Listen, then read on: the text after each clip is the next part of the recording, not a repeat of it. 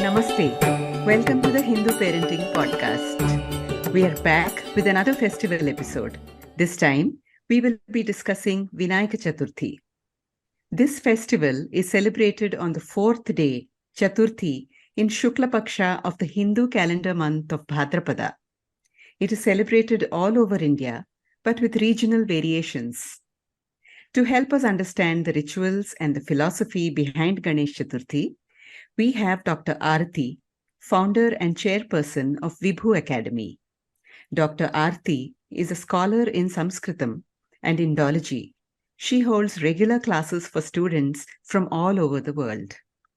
Namaste, Arathi Bhagini. We're so looking forward to this conversation. Namaste. Dhanyavadaha. We are privileged to share your knowledge and expertise with our listeners. Before we go into the rituals and other details, can you explain the symbolism behind the festival of Vinayaka Chaturthi? Who is Ganapati and why do we worship him?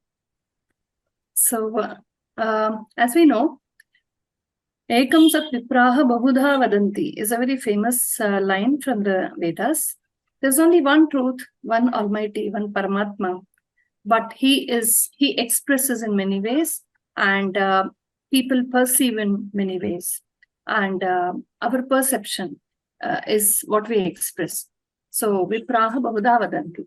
So one great entity, one great Paramatma is comprehended and expressed or praised or described in various ways.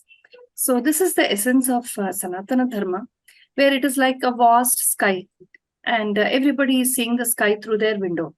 The windows, shapes and sizes of the windows may be different. The windows may be located in different places, but all the windows are showing one sky. So one Paramatma is shown through all the Devata forms. That's how in the Veda also we have many Devatas. We have many Vaidika Devatas like Indra, Agni, Vayu, Varana, Vishnu, Rudra, Ratri, Durga, Saraswati, Shri, etc. So one of them is Vachaspati, who is perhaps the first form of the Ganapati that we presently worship. Vachaspati, Vaka means speech, the Lord of speech. It also means the Lord of Omkara. Vak means Omkara. So he's the Omkara Swarupi. This is the first idea perhaps we get in the Veda. And later on we have the Agamas and the Puranic concepts, which were offshoots of the Veda. From the Veda, many streams of thought, many schools of thought developed. And seeing that, we have to understand that in Sanatana Dharma, we have a lot of freedom for probing and experimenting in many ways. So there is no one book, one guru, one dictate, which suffocates everybody and threatens everybody to live in one style, because that is not nature's way. Sanatana Dharma goes in the nature's way. It allows everybody to probe in one's own way. So this freedom of expression, this freedom to probe, to introspect, to meditate, to find out, to experiment, to express, to debate, to counter, to refute, to accept, whatever, all these. This freedom has encouraged a lot of school of thoughts, and some of them are called the Agamas. The Agamas are nothing but they pick up the Devatas from the Vedic lore, and each Devata is celebrated, is contemplated upon. The Anusandhana, the meditation, the worship is done in a particular form, in a particular methodology, which is a well-tested methodology, and most of them are Rishis. So there are so many such Agamas, like we have prominently the 5 Agamas, Shaivagama, Vaishnavagama, Shaktagama, Ganapatyagama, and Sauragama. Later on, the Kaumaragama joined in. So each of these Agamas, Agama Paddhatis, again have many more, like there are 28 Agamas inside Shaiva and so on. So in different regions of Bharatavarsha, in different villages, in different families, in different clans, in different kingdoms, in different geographies, some of these Devatas became popular.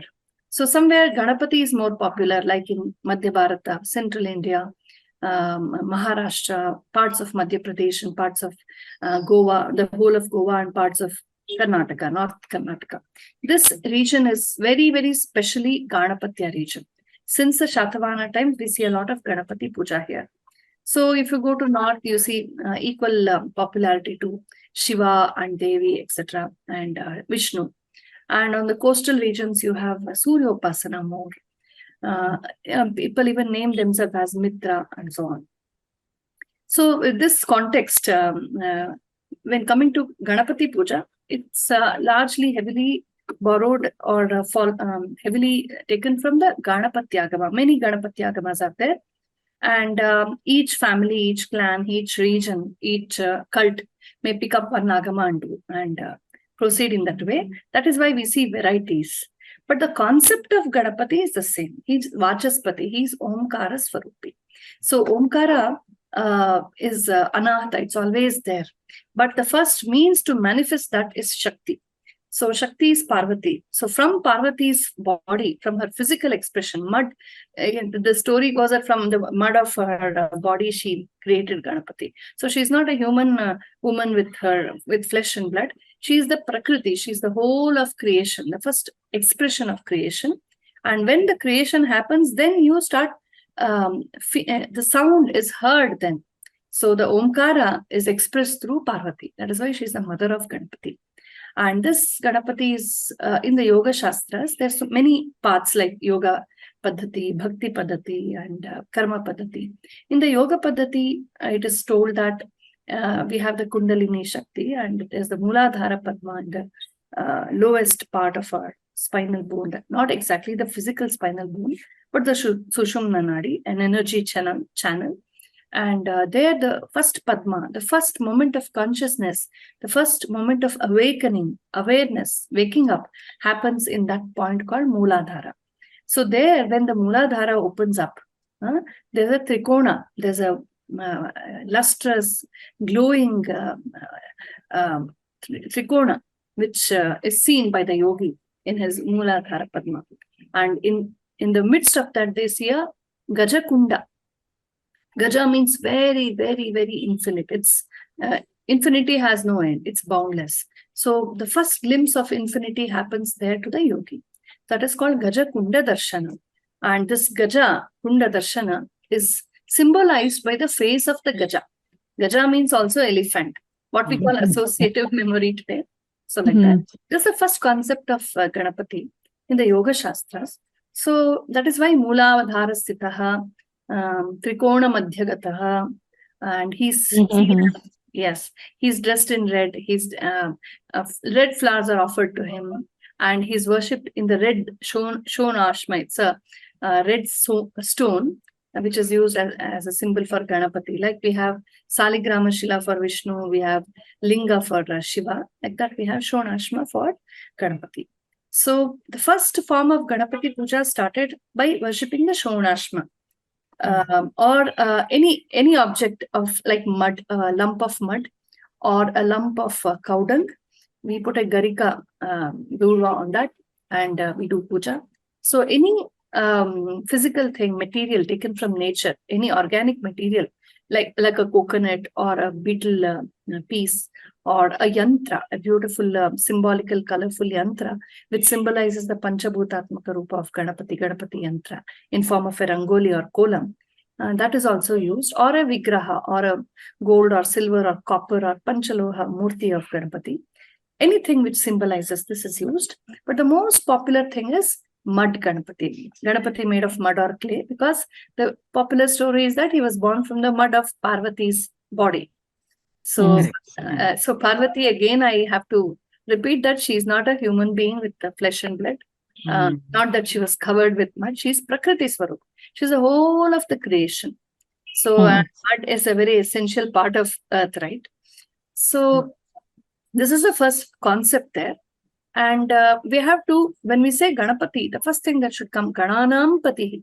So he's the head of all the Devata Ganas, Indra, Agni, Vayu, Varuna, Yama, Kubera, Niruddhi, all the Ashtadikpalakas, and all these people, they worship him. He is the leader of them. So it is his command, his order that they follow. Every good thing starts with Ganapati, because Devatas represent all positive powers. They are the constructive powers of nature. And all good construction, anything constructive, positive, begins with Ganapati. That is why we say, Shri Ganesh Karenge. We'll start with Shri Ganesha. We'll do Ganapati Puja first. Vakratum Kaya, Surya Koti Samaprabha, Nirvighnam Kurume Deva, Sarvakarish Sarvada. So please see that all our careers go well. So when Ganapati comes, all the devatas follow. All good follows. All positivity follows. So this is the idea. And so when we worship Ganapati, we have to bring to our mind Omkara Swarupa. The Omkara manifests in mud, in clay. He is Nirakara, he is formless. He is just an experience to be had. He is not a physical thing. But for us to comprehend, to understand, we need a X factor. Okay, so we need a clay model. That is why we create Ganapati from clay, and we worship the Omkara Swarupi, the formless, in the form and name, and all that he symbolizes. He symbolizes great brains. So he's Vidya Ganapati. Then he symbolizes a balance of emotion and thought. That's why he's got two temple regions well built. The right brain and the left brain well balanced. He's got big ears. He's a Bahushruta. He's very learned. He knows everything. He's got very tiny eyes, very microscopic eyes. He can probe into the subtlest of subtle things. And then he has half of his tusk in his hand, Vakratunda. He's writing Mahabharata, means he's given us the Vedas. He's given us all the literature, Vangmaya. Then he has a big belly, means he's Vishwodara. The whole world is inside him. He's having the whole world inside him. He writes the Mushaka. Mushaka represents Chapalyam. It represents restlessness, fickleness, and cheap desires and all that. Because rats are always crawling in darkness and damp and oily, sticky places, dirty places. So it represents that kind of an attitude, mind. So he subdues that mind. That is what it means. And he's holding Pasha Ankusha. Pasha to tie the people. He's binding us with his laws, with his dharma. We can never trespass dharma. He's watching. He sees that we follow dharma. Ankusha is to punish us if we go. Ankusha is typically used to control elephants. The mouth uses that, right? The goat. So he holds that to control us. When we go out of way, we go the adharmic way, he brings us back to track. So he holds a Pasha and Ankusha. He is tied the sarpa around his waist. That means his kundalini is completely jagrata, is always awakened. So when the kundalini awakens, we all become jagratas. We know the truth. We can comprehend the truth. We become daring. We start thinking, all that. So till the kundalini is sleeping, we are all like, we can be taken for a ride. Anybody can fool us. Anybody can endorse any and every narrative. And we have no clear identity. So when we are jagrata, we know what is what. So he represents that.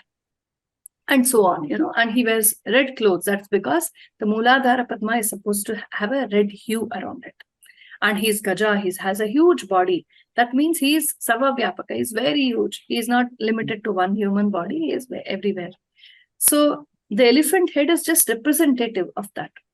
So this is how a beautiful abstract concept is symbolized through a beautiful concrete form and name. This is a typical Sanatana style. Nobody can meditate on the abstract. So they bring a small concrete form, which is comprehensible, which is aesthetic, which is likable, lovable. They put all these rasas into that, our bhakti into that, and we form a beautiful form of Ganapati. We want Bala Ganapati or Vruddha Ganapati or whatever type of Ganapati. Agamokta forms are there. We worship Ganapati there. And we still know that although I am worshipping this clay murti of Ganapati, he is actually the formless Omkara Swarupi. He has become this murti for me to accept my bhakti, to make it easy for me to love him, to pour my emotions on him, to pour my devotion on him. After having accepted that, he is again, the whole clay murti is put back into the waters, Visarjana.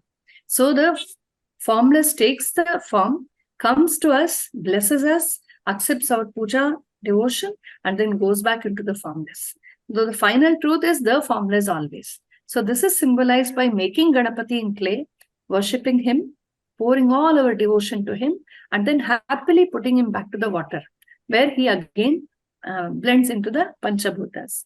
So the concept of Sakara Nirakara, like Sri Ramakrishna Paramahamsa says, the water becomes ice, the ice again melts and becomes water. Both are essentially the same, but the name and form sometimes is Nirakara, sometimes is Sakara. So this is contemplated through Ganapati's Upasana, and it is done across Bharatavarsha, but it is more popular, more prominent, and particularly in this Bhadrapada Shukla Chaturthi, it is specially celebrated in those parts where Ganapatyagama was very, very popular. Maharashtra, Goa, North Karnataka, even south parts of Karnataka, parts of Tamil Nadu, parts of Andhra, and Madhya Pradesh, and people who live in different parts of Bharatavarsha who have migrated from here, they also celebrate. And those people who have Ganapati as their Ishta Devata, they also celebrate. Every Shukla Chaturthi of every month, Chaitra, Vaishakha, Jyeshtha, Ashada, every month, Shukla Chaturthi is Ganapati's Puja Day. Particularly Bhadrapada Shukla Chaturthi is very specially celebrated as the annual festival in by those people and clans and regions where Ganapati Puja is more popular. You've so beautifully given us a whole summary of Sanatana Dharma itself. This is fantastic, fantastic. I'm sure our listeners are, awestruck at this point. Yeah. Coming to the Vinayaka Murti itself, you have explained a lot of symbolism behind how it is portrayed.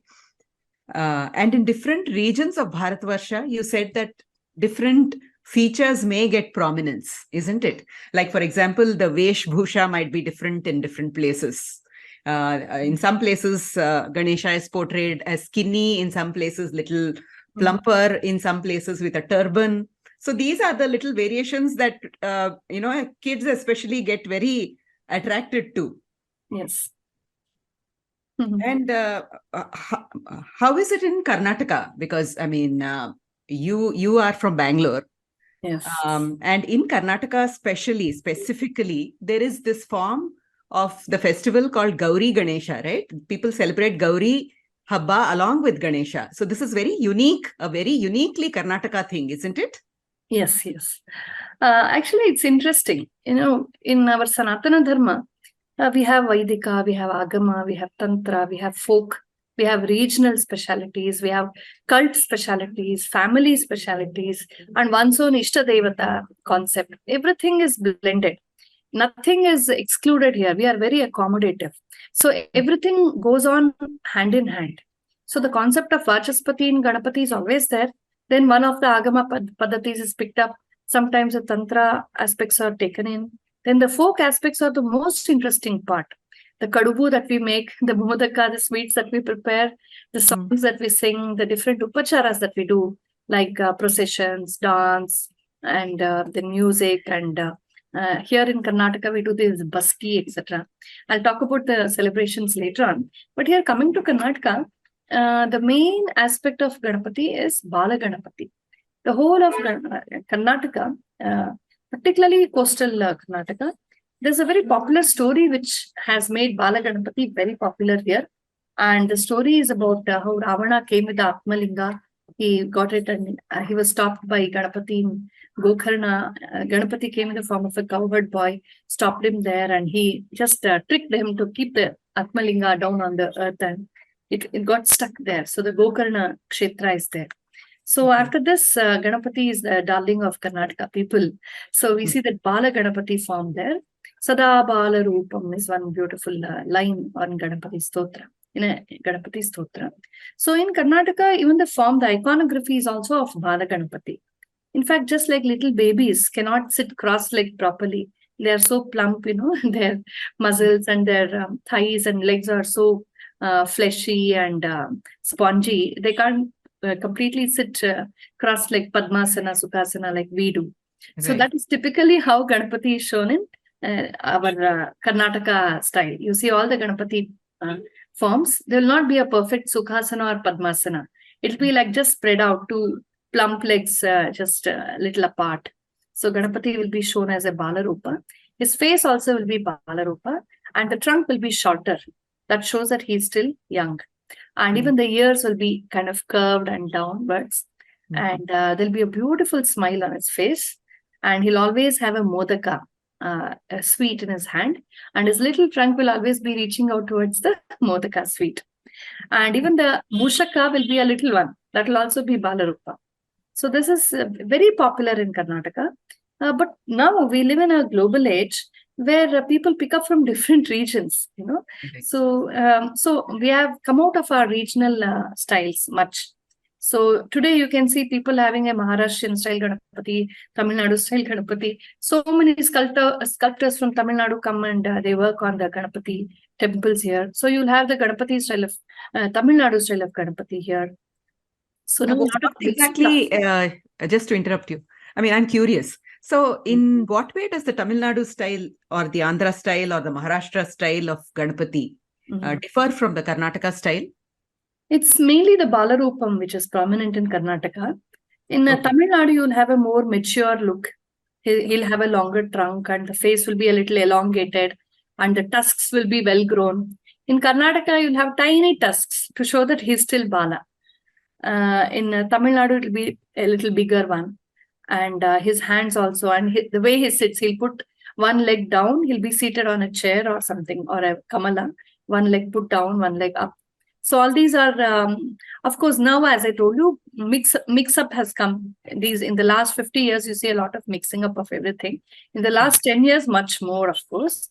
If you go back to our Shilpa Shastras, if you go back to Karnataka, where it had its original ethnic style intact, then we see Balarupam more. I don't say there was never another Rupa, but Balarupam is most popular. And as you told in your question, the Gauri Habba, the Gauri festival is also celebrated alongside Ganapati festival. Actually, the Gauri vrata it's actually a vrata. We have vrata and utsava. Vrata is more like a vow. It is a volition. It comprises brahmacharya, mauna, fasting, and jagaranam, and dana, dharma, japa, puja, being very pure, meditation, all that. And utsava is about celebration, procession, bhajans, singing, dancing, nataka, going from house to house, and people coming together, having very beautiful melas and jatras, etc. So vrata and utsava both go hand in hand. So Ganesha, both Gauri and Ganesha are both vrata and utsavas. Some are vratotsavas, some are only vratas, some are, of course, there's no utsava without a vrata aspect in our Sanathana Dharma. Without vrata, utsava becomes just a material party. It becomes just a party. So we always have a small aspect of vrata. So coming to this Gauri vrata, we have every Shukla Tritiya, the third day of the Shukla Paksha, the bright fortnight of every month, is reserved for Gauri Puja. There was this tradition, I don't know, now it's quite not seen much. There was this tradition of the mother-in-law or the mother giving this Gauri Panchakshari to the daughter or daughter-in-law. Okay. It was optional, of course. In some families, it was almost mandatory. So after her marriage, after she has 2 or 3 kids, she's relaxed now, because with a newborn baby, it's difficult to manage. Now she's she's well settled in Grihastha. Now she's given this Gauri Panchakshari. And once she's taken that, every day, Nitya Gauri Vrata is also there. Every day she has to do Kumkumarchana or Puja, whatever her family does. It's all completely a family tradition.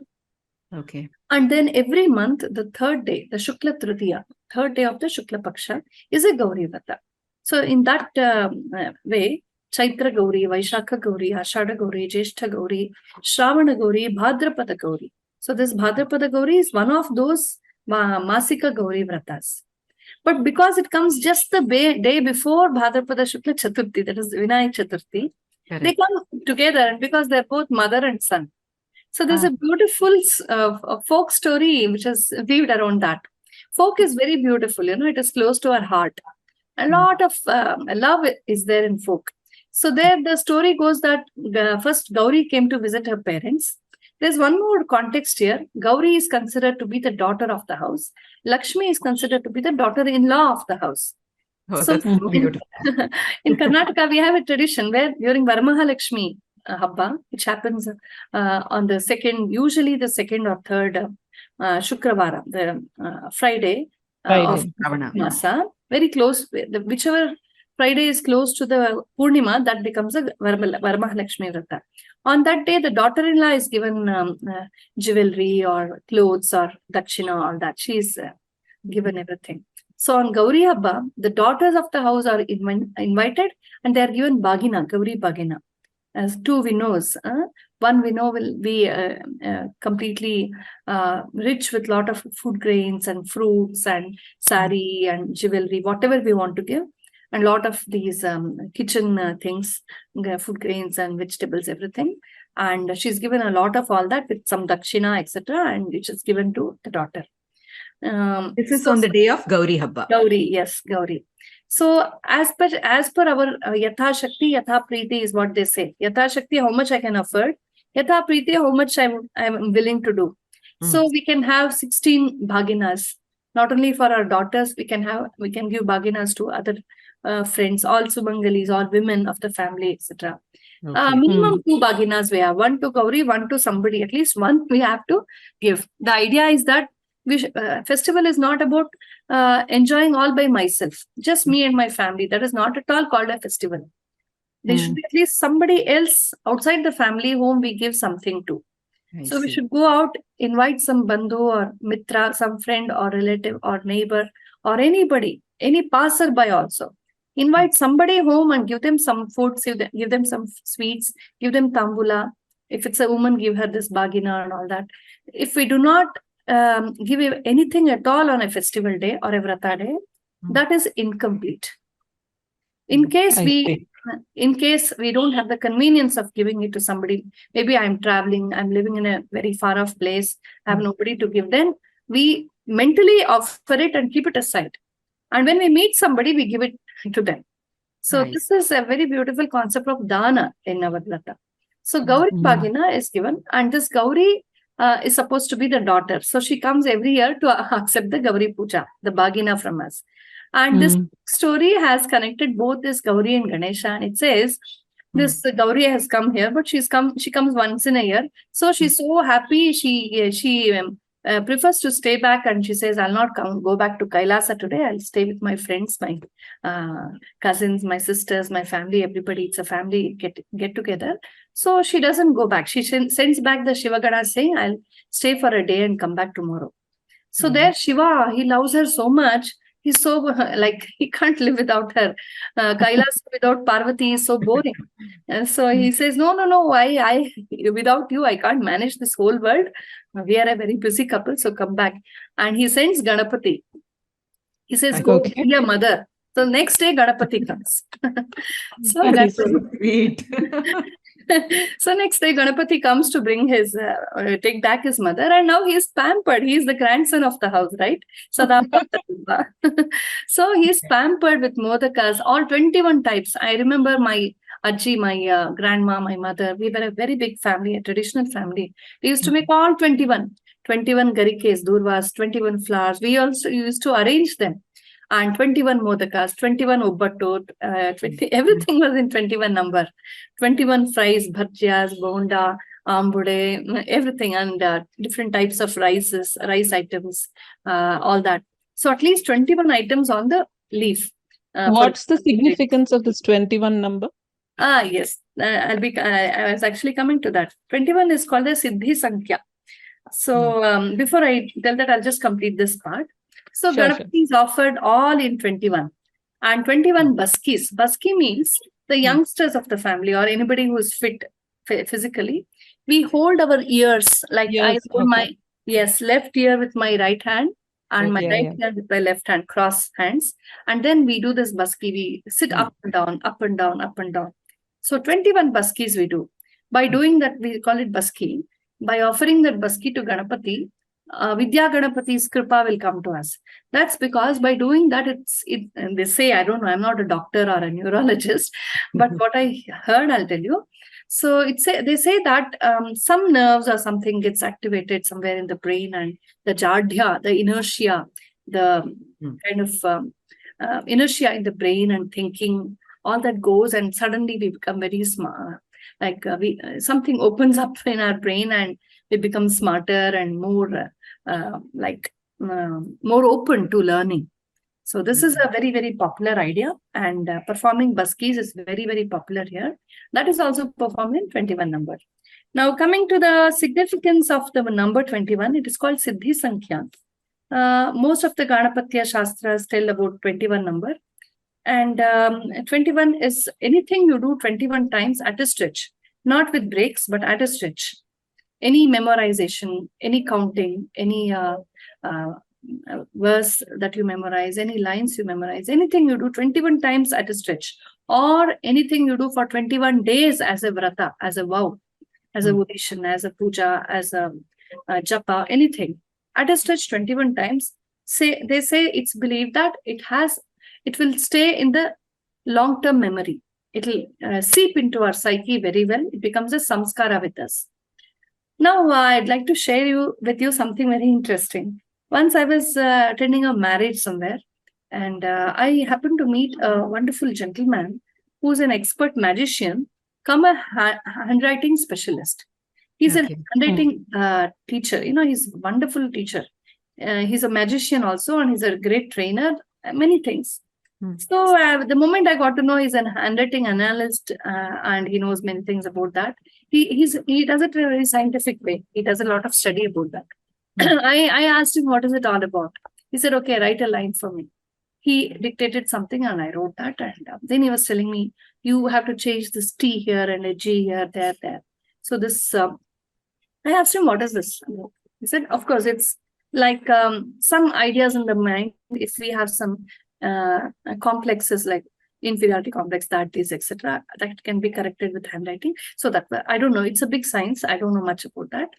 But now coming to the point, he told me, now I have suggested 1 or 2 small changes for you in the handwriting. All you have to do is at a time sit. If you once sit to write it, 21 times at a stretch, you have to write the corrected version of the alphabet. And you have to do it for 21 days. Then I asked him why. I immediately remembered Ganapati. Yes. I thought he will give me that explanation. But he gave a very different explanation. He said, our psychologists say that any type of practice or any kind of conditioning we need to do for somebody, or deconditioning we need to do for somebody, we do it continuously for 21 times. So he learned it from some psychologist and he's applying it here. So I actually reminded of this Sankhya. Such parallels we see in both ideas. Yes, I was reading somewhere some time ago. What you're saying is absolutely true. It suggested that for anything to become a habit, if you want to make a new habit or a change in your life, do it continuously for 21 days.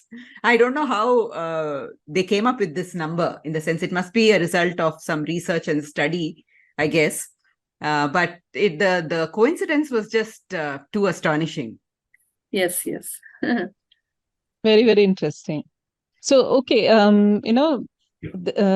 Ganapati Habba is like a favorite with kids also. I think a lot to do with the iconography of Ganapati itself, that children are so drawn to him. And we've seen so many videos, of children who refuse to part with the Ganapati, don't want the Visarjan to happen. They hold on to the Murti and they're crying their hearts out, You did explain in an earlier bit, you did say that, we do that so that he goes back to the Nirakara Rupam. The other Nirakara form. No, you can't even say form or Rupam, no, because Nirakara is Nirakara. It's formless. So that is for an adult. How can you explain to a child, why we do Visarjan, so that they don't get all so emotional and attached to the cute little Ganapatis? Actually, it is very easy to explain to kids, because their minds are very clear. They don't have any inhibitions or they're not conditioned. So when you talk about Nirakara, they do understand very well. It's wrong to think that they don't understand all this. They do understand very well. It's actually the grown-ups who have already developed ideas who cannot... I see. Okay. I thought the concept is so... it's so profound. Maybe a child won't understand. So you're saying no, the opposite. I think we have to give them the right examples. Like take the example of the sky, take the example of the water and the ice cube. So you give them some examples and they understand, We have to help our children to understand the abstract also. Always putting everything into concrete is not possible also. many sentiments, many devotional aspects, many beautiful truths cannot be explained in terms of just concrete things, physical things. From a very young age, we have to make our children understand that life is not about just the physical things around us. What I eat, what I see, what I feel, not just our sense organs. Beyond this, there's something else. There's an emotion, there's a sentiment, there's a devotion, there's a truth, there's a spiritual truth, there are many higher things. So we have to draw their attention to that. That way, they'll become wiser, actually. Swami Vivekananda was brought up like that. Shivaji Maharaj was brought up like that. So they had very enlightened mothers who didn't tell them just some cartoon stories and all that. They gave them higher ideas of life. I think, I don't think it is that difficult because I work a lot with little children. I'm a very different person with kids. I become a kid myself. I narrate a lot of stories to them and they do understand. But we think, oh, Ganesha is going away. He's not going away. Just before the Visarjana, we say, Yatha sthanam punaravahayami. I'm bringing you back to my heart where you always are there. Okay. Mm-hmm. And then we do the Visarjana. We do that Visarjana. There's a ritual for that. Prana Shakti Visarjana. And Prana Pratisthapana is also there. So we don't just bring the idol and we don't bring the Vigraha and start worshipping it. We do some punyavaha, we do all that, punyaha, all that. We purify the place. We sprinkle some Ganga Jal, etc. Because the murti may be carried here and there, kept down, and it may not be very clean. We don't know. We are not seen. So we clean the place. We place it there. And after the Kalasha Puja, we do this Sarvatra, we do the Sinchana of the water. And all that, the purification process is done. Apavitra pavitro va yes sarvavastangato piva yes maret pundarekaksham sabhakya abhyantara shuchi. So by thinking of God, I do the mantra snana, then the malapa karshana snana, then the main puja, then the avahana, then the pratisthapana, then asino varado bhava, suprasanno bhava, sumukho bhava, then asanam samarpayami, then all the puja, etc. And towards the end, after all the upachara is done, usually in some families where Ganapati Puja is very prominently celebrated, they have 10 days of Ganapati Puja. It starts with Ganapati Chaturthi and it ends on Ananta Chaturthi. The next... Okay, the next, after 10 days, they do the Ganesha Mangalarti on that day. In some houses, we do the Visarjana on the same day or the next day. Or the mantra Visarjana is done on the same day and we keep the Vigraha for a few days because our children love it, we love it. So we just go on celebrating, singing, all that. And then we do the Visarjana on some convenient day on a Shubhatiti. And the rule is that only a clay Ganapati must be made and the Visarjana must be done. Or if I worship Ganapati in a Swarna Ganapati, a gold or silver or copper or bronze murti, I have to give it in donation. I have to give it away. So people don't want to give silver and gold, So they keep this gold, silver Ganapati for Abhisheka Puja and the clay Ganapati is immersed in the water. So people have taken shortcuts. But you see the Vrata Kalpas there, that is what it says. Swarnamayam va, Rajatamayam va, Mrinmayam va, Ganapati Murtim. That is what they say. So it's all, we have a lot of choice. That's the beauty of Sanatana. And why is, there is a thing that you have to do the Visarjan in running water, right? Not allowed to do it in, a bucket or a pond or something like that. So it's, that is a belief, no? That you have to do the Visarjan in running water. Not exactly. Running water is most preferable. Actually, it is not like that. Our ancestors were very, very close to nature. So they knew which mud suits which terrain. Clay mud is a different type of mud. It becomes very hard and it's very sticky. Yeah. And when there is clay, some types of vegetation doesn't grow there. In some places, when there is clay soil, some types of vegetation, some flowering plants, some fruits, some vegetables don't grow. Some trees don't grow where there's clay soil. In some places, it doesn't suit. So what they did was, they would say, you should not do in this place. Visarjana is prohibited. So, people don't listen when you tell them properly, logically. So there are some people who always want to disobey. People who disobey traffic rules, disobey, break the queues, etc. So they said, this is Nishiddha. You'll get Papa. Then they will listen. Okay. So this is how it's a training to people. So some places where clay soil does not suit terrain, it is bad for the atmosphere, for that particular environment, they would say no. But it can be, of course, immersed in some lakes or ponds around which only clay is available. Okay. There are some lakes and ponds around which you get clay soil. That is where you bring clay soil actually. You bring clay soil from that place, make it and you put it back there. Chikkerel bidda, dotkerel edda. So don't dump or immerse Ganapati's idol in the Dodda Kere, the big lakes. You always do it in the smaller lakes. And you derive mud from the bigger lakes. So big lakes are very big sources of water for the whole village. So, and they may be sources of vegetation. They may be the sources of water or irrigation for nearby crops. So if they have clay soil, then it may affect that agriculture. So, what I understand is our ancestors were more close to nature. They understood the ecosystem well. Today, after I call it Macaulay education infection.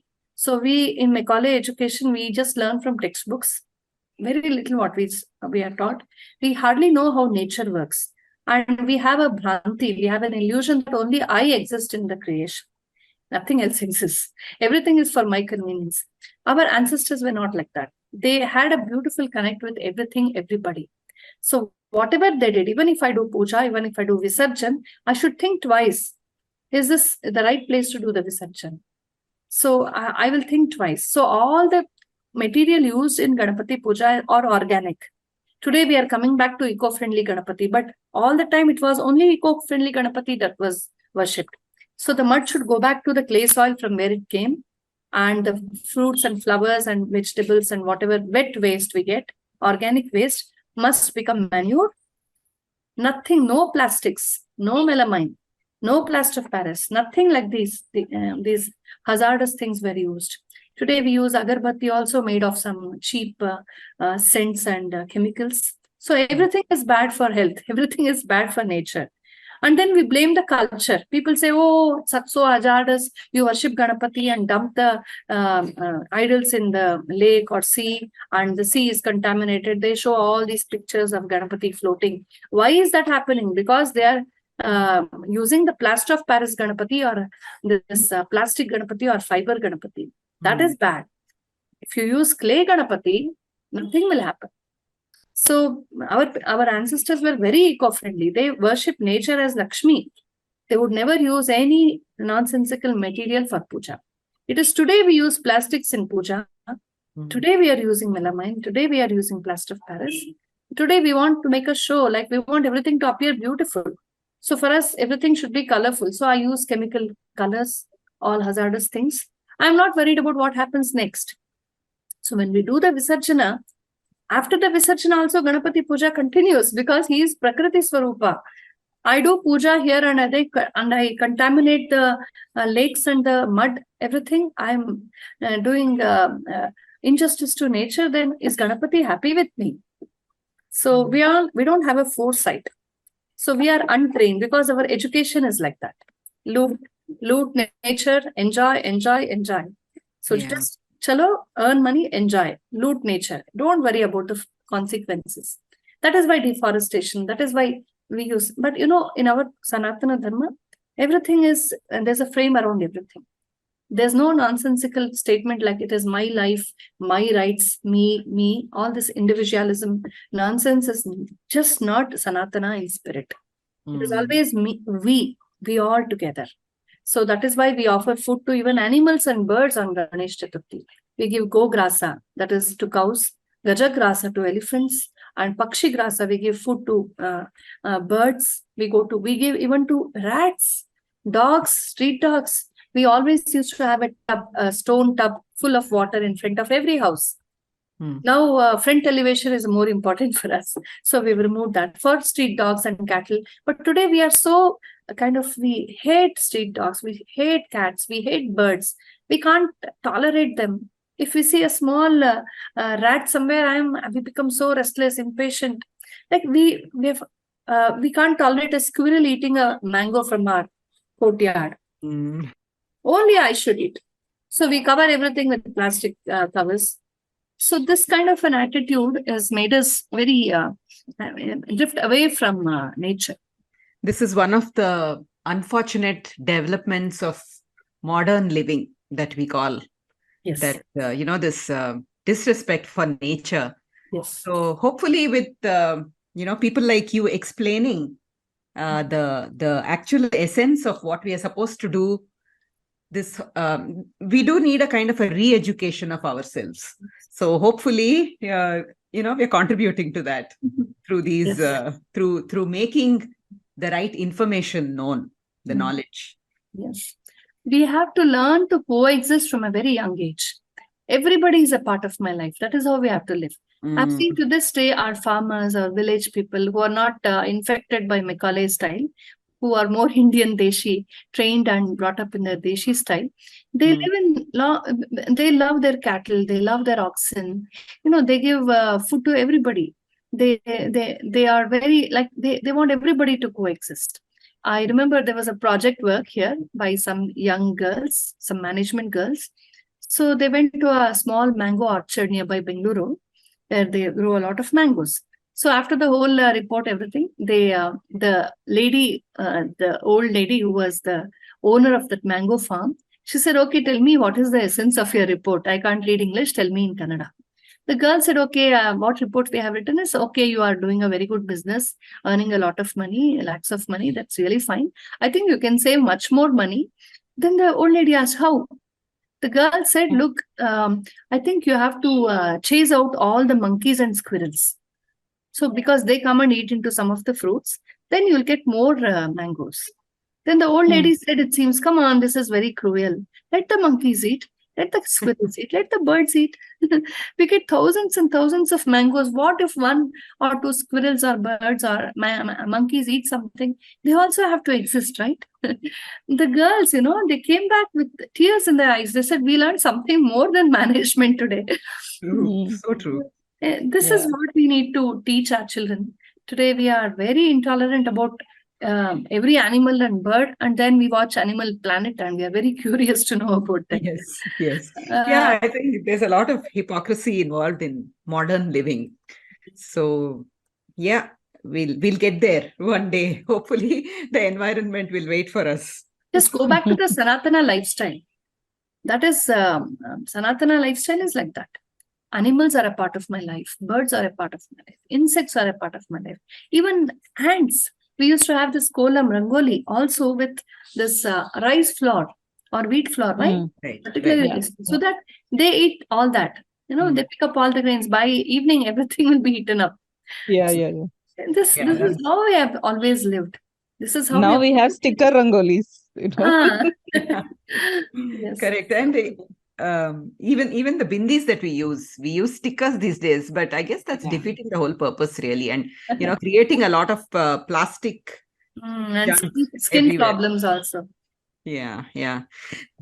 One of the unique things about Ganesh Puja, we use not only flowers and things like the rice akshinte, but we also use different varieties of leaves, the patra puja, the garike. Why do we do this? Garike, this durva, it is called durva in Sanskritam. In Kannada, it's called garike. There are many types of this garike actually. And this is particularly supposed to be very auspicious. And it what exactly is garike? Grass, huh? It's a type of grass. It's a type of grass. It's got very long, thin leaves. And some of the garike, some of the types of darbha or this durva are quite sharp also. In different regions, based on the type of mud and the water and the terrain and the climate, the type of garike changes. In Karnataka, we have a short, not very long, maybe just 1 feet long or less than 1 feet long garikes. It's very common here. You see it everywhere across the streets. on the sides of the streets. Today, they're all cemented again against nature. So no mud anywhere. So any tiny grass, we can't distinguish between a Parthenium and a Durva today. That is the state of our education today. So, but then it was very easy for us to go. I remember I used to go to these park sites or places where there were ant hills. There used to be so many ant hills around. Around that, this Durva used to be there. We all used to go and collect them. And we could identify what is Durva. We could identify Samit for this Agni Karya at home. We could identify Samit, like these little twigs of Ashwatha, etc. So we were sent, we would enjoy doing that. And we would collect them all 21. Each of us would offer 21 or just tie them up in a small little bundle which you can hold in your hands and offer it to Ganpati. So this Durva Yugmam Samarpayami, at a time two we offer. A pair of Durva we offer. Durva represents this Mati, our very sharp brain. Oh. So Ganpati represents this Jnana. I told you, he is awakening in the Mooladhara. The point of awakening in our life is the Ganapati moment. So everybody gets that golden moment in life, maybe in this Janma or whatever Janma. You're talking about spiritual awakening, right here? All kinds of awakening. There is no distinction, there's no difference between spiritual and material knowledge. Vidya is Vidya. Vidya means to know. If you go inwards, it is spiritual. Atmanam adhikritya adhyatma. If you see the whole world, it is also a creation of Paramatma. It is Paramatma only. Prakriti is also Paramatma. So if you see the outside world, it is Laukika. But Laukika, if you see with a Nirlipta Bhava, you don't have any agenda to loot and to dominate. You just see the world with love and respect. Then that is also Adhyatma.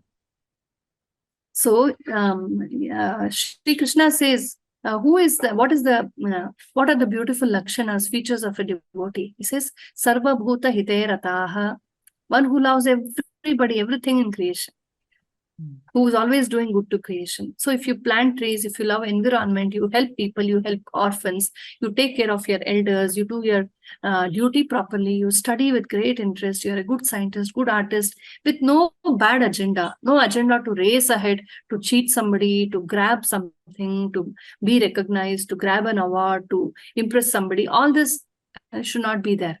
Just jnana for the sake of jnana. So Tyagaraja Swami was a great musician, but he's a santa for us because for him music was upasana. For somebody else, Bharata Muni, Natya was an upasana, so he's called Muni. Although he wrote a treatise on theatre and dance and music and kavya. So anybody, you write anything, you write Tarka Shastram, even that can be, even debate. If your debate is based on just truth and nothing else. So anything done with a very clear mind, Jnanaika Pritihi, then Adhyatma or Laukika. Everything is Adhyatma only. There's nothing except Adhyatma in this world. It is like the clouds which are covering the truth. The wrong ideas, we have forgotten the truth, but the truth is very much there.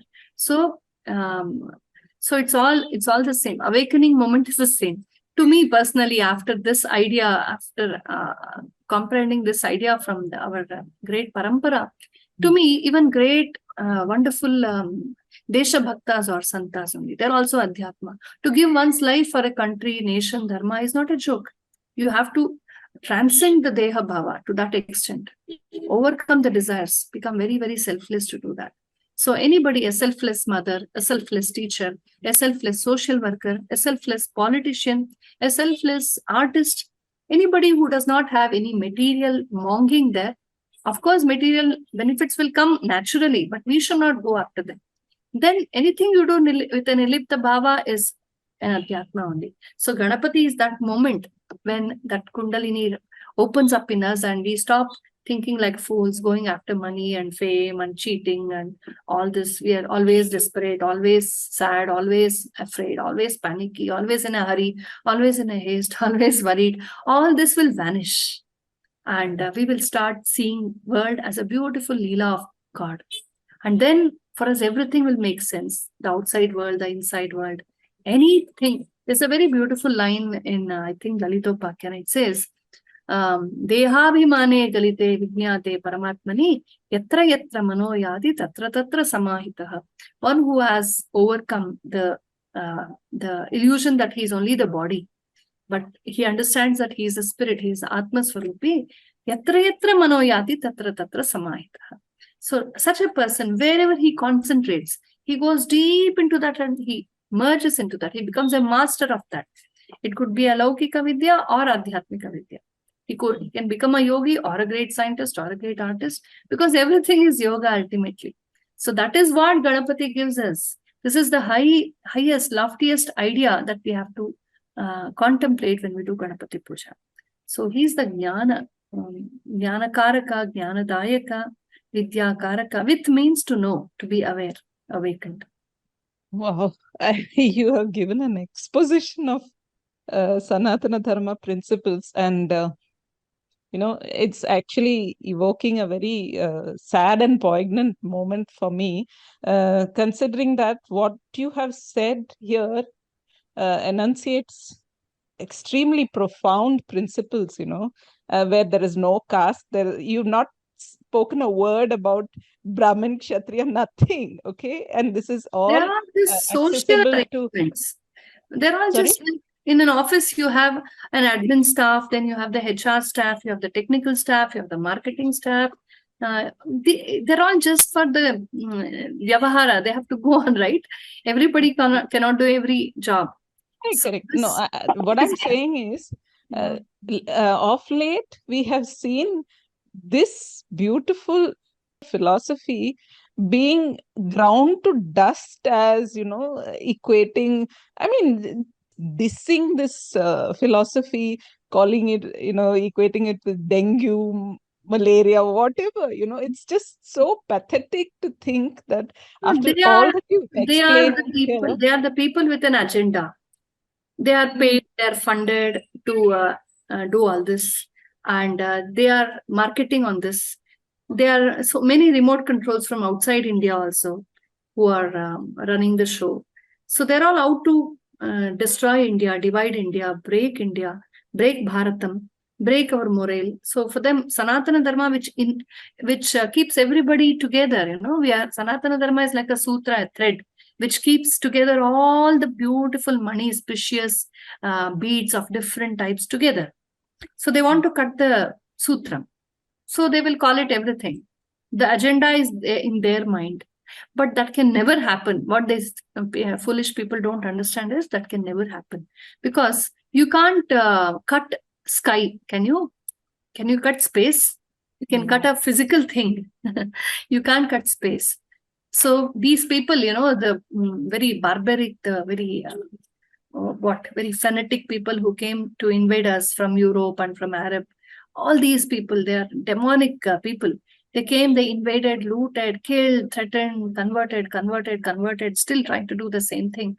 So they'll do everything. But what they don't understand is it keeps coming back in some other form. For us, we only do Visarjana of Ganapati, and again we make a Ganapati. Again we do Visarjana. For us, understanding form and formless is very easy, but they can't understand. So what happens is they are actually punching into thin air. It's just a waste of time for them. They think they are very successful because they have managed to convert and confuse masses. But those people who don't think only get confused. If we start telling our children what is what, tell our children to think.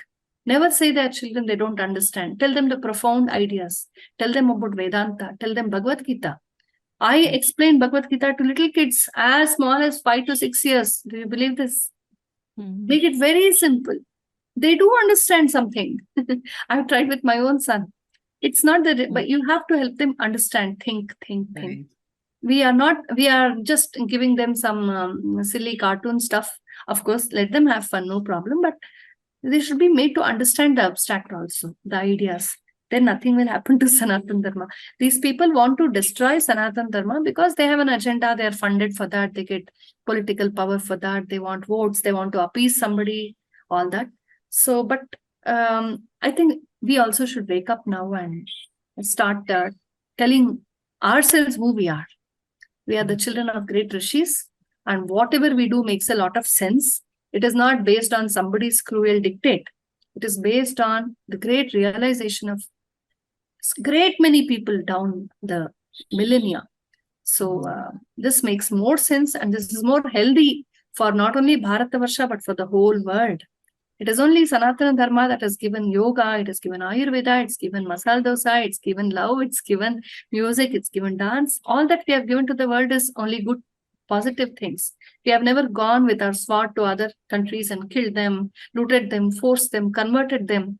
No, even those people who converted and did all these nasty things to us, we have accepted, said, okay, we'll forget the past, let's go together. But they continue to do that because they are confused, they are miserable, they don't have any peace in their heart. They can't meditate for a while, they can't think of the abstract. So they are miserable because they are attached to an evil agenda. And these people speak nonsense, and it's high time we wake up and tell our children to insulate our children from such nonsensical narratives, because children will be very innocent, and I think we have to wake up and work towards that. And this is precisely the inspiration for what we have started, Hindu parenting.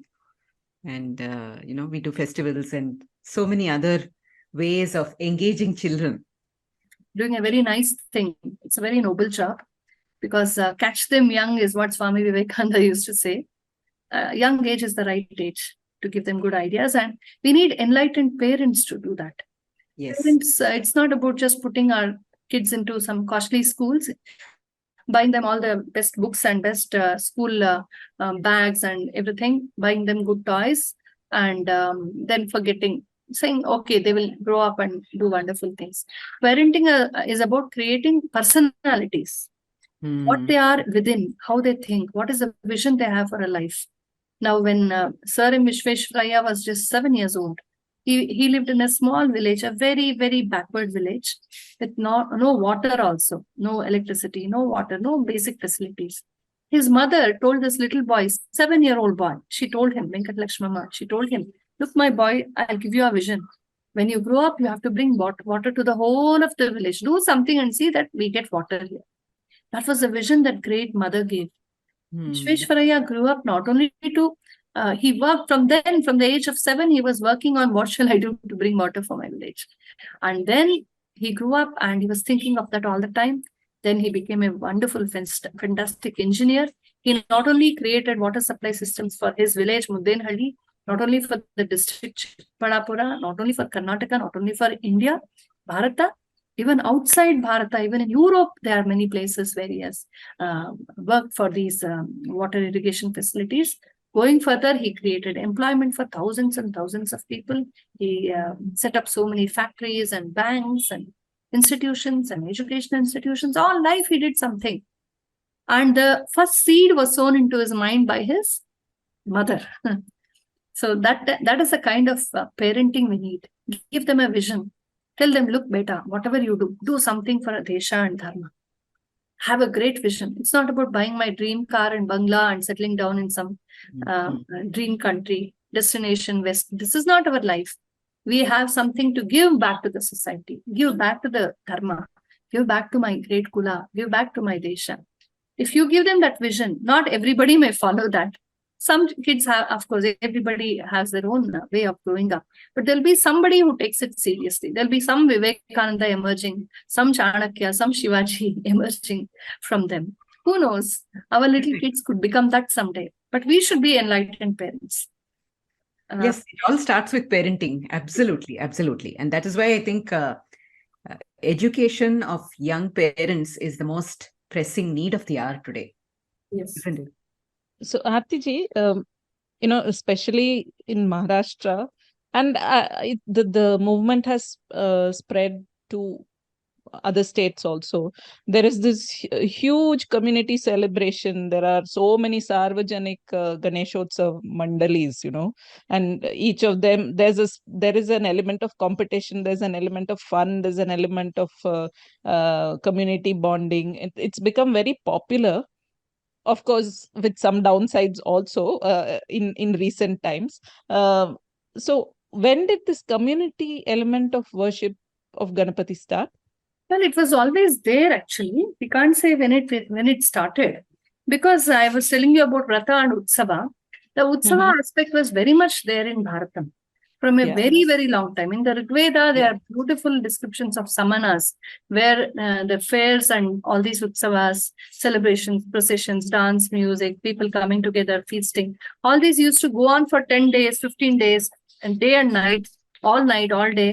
So Vasantotsavas, Sharadutsavas, Shravanotsavas, all these are common at all times. What happened was, when we had this barbaric invaders coming, so they could not tolerate this sophistication and aesthetic charm of Bharatavarsha, and like they come from a desert cult, they just destroyed. And when they started ruling parts of Bharata, they banned all these public celebrations. Women were carried away from the streets, and woman is only an object of pleasure, a commodity for them.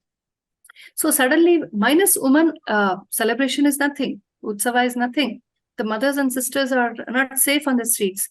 So slowly, on all these, wherever these rulers like Mughals or Pathans or these Nawabs, all these people ruled, and the celebrations were affected. And people had to limit their celebrations to their gully, to their street, to their houses, community courtyards, etc. But again, whenever there was a Hindu Raja, like Shivaji Maharaj came back, Chhatrasal Maharaj came back, then the Vijayanagara Samrajya revived a lot of Dakshina Bharatas. Almost everything you see today is a massive revival. So wherever it was revived, it continued again. But in a small way, in a gully or in a house, in a courtyard, in the neighboring place, people used to gather in small numbers and continue. But the beautiful utsava, large-scale utsava, where the whole of the city will involve, lakhs of people will come together, and the king himself will sponsor the whole event. It will be a 2-day, 3-day, 10-day festival, and lot of feasting, lot of food, lot of processions, dance, music, and all that. So that was always there. So it was time and again revived, again banned, revived, banned. But unfortunately, after we, fortunately, we got Swatantriya by the sacrifice of more than 6.5 lakh people, not just 2-3 people mentioned always. We got the Swatantriya because of lakhs of people, but they were all forgotten. And the first thing that was to be done after we got Swatantriya was to revive the pride of India, the cultural pride of India, the cultural identity of Bharatam, which is especially our festivals. But unfortunately, our first Prime Minister and his team, they were not exactly so very interested in reviving Indian culture.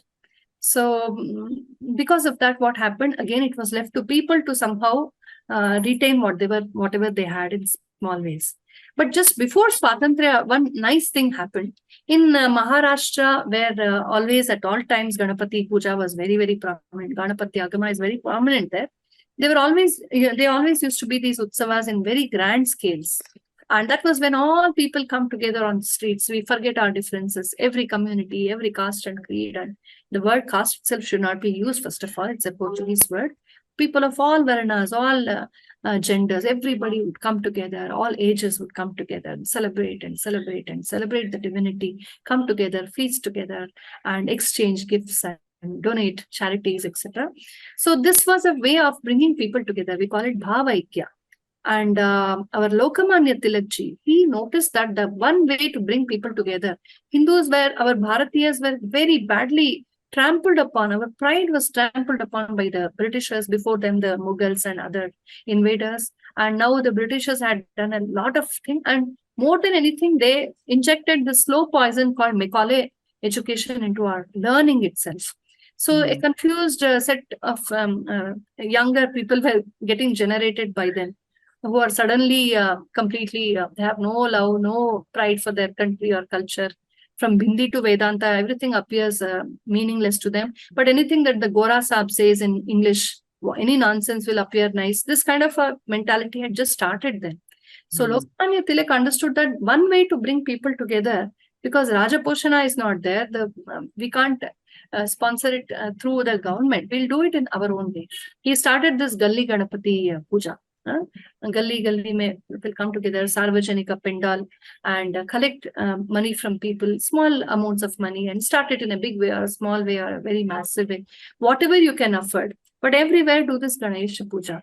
And they used to gather in small groups, and there he used the platforms of Ganeshotsav for nationalism, Rashtriya Bhava. So Devata Bhakti and Rashtra Bhava go hand in hand for Sanatanis. So he used this platform, and that was a great platform to bring people together. And by the grace of Ganapati, that devotion itself was a beautiful mental ambience to sow the seeds of nationalism and pride and freedom, the longing for freedom. So it became a very massive success, and this was revived. We can't say he started this, he revived that. He organized it in the right way, the right context, and that became a big advantage for the nationalistic movement. And that is why we see in Maharashtra, the takeoff of freedom fighting movement was very great in Maharashtra, particularly because of this Ganeshotsav. Elsewhere also, people were there very much, of course, but this particular strategy worked very successfully for Lokmanya Tilakji.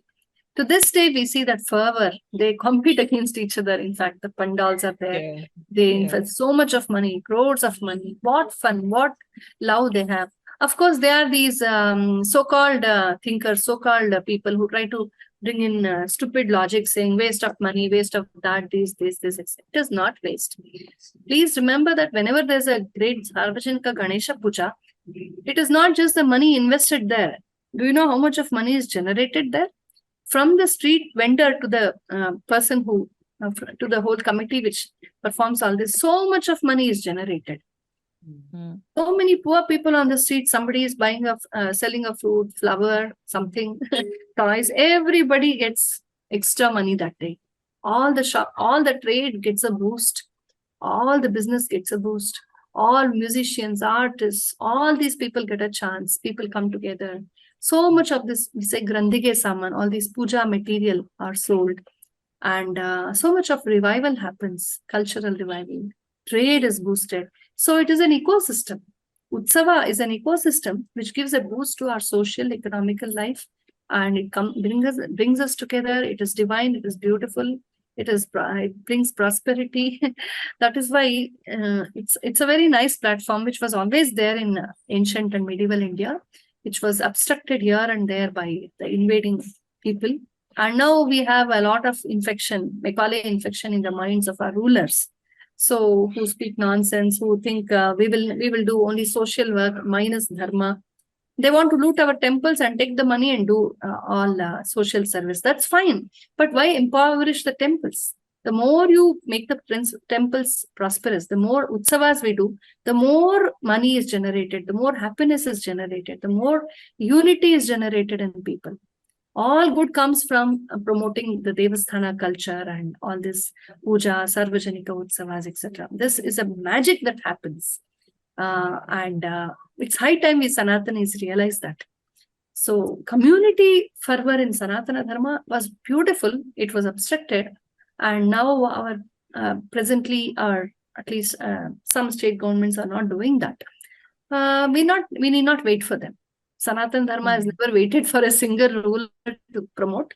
Even when the barbaric invaders were ruling us, still we continued to preserve our Dharma. So we should wake up now and do something to continue. I strongly suggest that we should encourage our little kids to do this Gali Gali Mein Ganeshotsav. It's beautiful. Help them, support them, go there, sing, join them. All the neighbors should come together. We should do this more and more often. Of course, not with a lot of sound and orchestra and all that. I was just going to come to that because there is a corruption of this thing. So you have two Ganeshotsavs here. Okay, so one is the DJ Ganeshotsav, and the other is the traditional Dol Tasha, that kind of Ganeshotsav. Okay, so this DJ kind of Ganeshotsav is, you have these psychedelic lights and you have this huge speakers. Literally, the earth will be shaking, under your feet. It's just so disconcerting, this DJ style of Ganeshotsav, But I don't know. I mean, is it also something that you have to allow? Some people like it this way, some people like it the other way. No, I think we have to have some frames for everything. There's a frame of decency, a frame of ethics, something we will need to bring in. So without ethics, like There even I've seen some youth, they collect money for Ganeshotsav, they place one plaster of Paris Ganesha, they bring it for rent and give it back. In 3 days, they will just use that money for liquor and dance. Okay. Yeah. So that kind of misuse of money is wrong. So they are, of course, there are human weaknesses here and there. I think the best way to counter that is when we have a good government. We used to have Raja Portion kings who were very devoted, very committed, and they were very strict. Today we have secular rulers. So they don't care. They don't care for our sentiments. They don't care for dharma. They just want to appease somebody. So they take all this easy. When somebody complains, they will not regulate. They will just ban that. They'll say no more Galli utsavas, no more Sarvajanik utsavas. So this is not like it says no head, no headache. You are getting headache, so remove your head. Is that the solution? So stop utsava is not the solution. Regulate the utsavas. So utsavas should have a regulation. How much of sound you can, what kind of speakers you use, what kind of cultural programs you have, something which should symbolize Ganapati. I don't say everything should be a divine bhajan only. You can have some songs and fun and music and games and all that, but nothing should cross limits of decency. It should not be a discotheque kind of thing. So that has regulations need to be done. But the problem is, you go to the police, you go to the law, they will say, okay, then chhod do. Ye galli wala acha nahi hai. You stop this celebration. So this is the problem today. Now, they'll be waiting to pounce upon us and stop everything that we are doing. So we have to make our own laws. And we have to educate, I think, our children from a young age. Yeah, there is really no work around that, we have to go through the process of, we as parents have to take responsibility, each of us, for educating the next generation, and as grandparents, the generation after that. And whatever mistakes have been made in ignorance, just do it baski and forgiveness, kshama from Ganapati, and move on. We have to do, it's a question of existence for us now. Existential crisis. We are heading towards an existential crisis. The evil people are so well organized and funded and so methodical, so strategic against us. And we are still in the denial mode. Most people say, no, nothing that is happening. Come on, why do you overread things? So we have to wake up. It's not just my life, it's our life. It's our desha, our dharma. So that feeling for the community, for Sanathana Dharma at large, to keep it going. मैं रहूं या ना रहूं, भारत ये रहना चाहिए. So Sanatan ये रहना चाहिए. So that feel has to come. We all have to together work towards that. And I'm so happy you're all working towards that. It's a noble venture to educate parents on our culture through this podcast also. I'm so happy to be a part of this. Thank you, Arti. This has been such a enlightening conversation and very moving in many parts, to see how much of principle and philosophy our each of our tradition embodies. It was really, really very, very overwhelming at times. So thank you very much for coming on the podcast, and we wish you a very happy Ganesh Chaturthi, and we also wish all our listeners a very happy Ganesh Chaturthi. So please do subscribe to us at hinduparenting.substack.com. We are there on all social media platforms. We go by the handle Hindu Parenting everywhere. You will find us on Twitter, on Facebook. You will find us on Instagram. In fact, any social media platform, we are available. We also have the podcasts on podcast platforms like Spotify, Google Podcasts, and Apple Podcasts. So please catch us on any of these and do subscribe to us. Thank you for listening. And until the next time, namaste.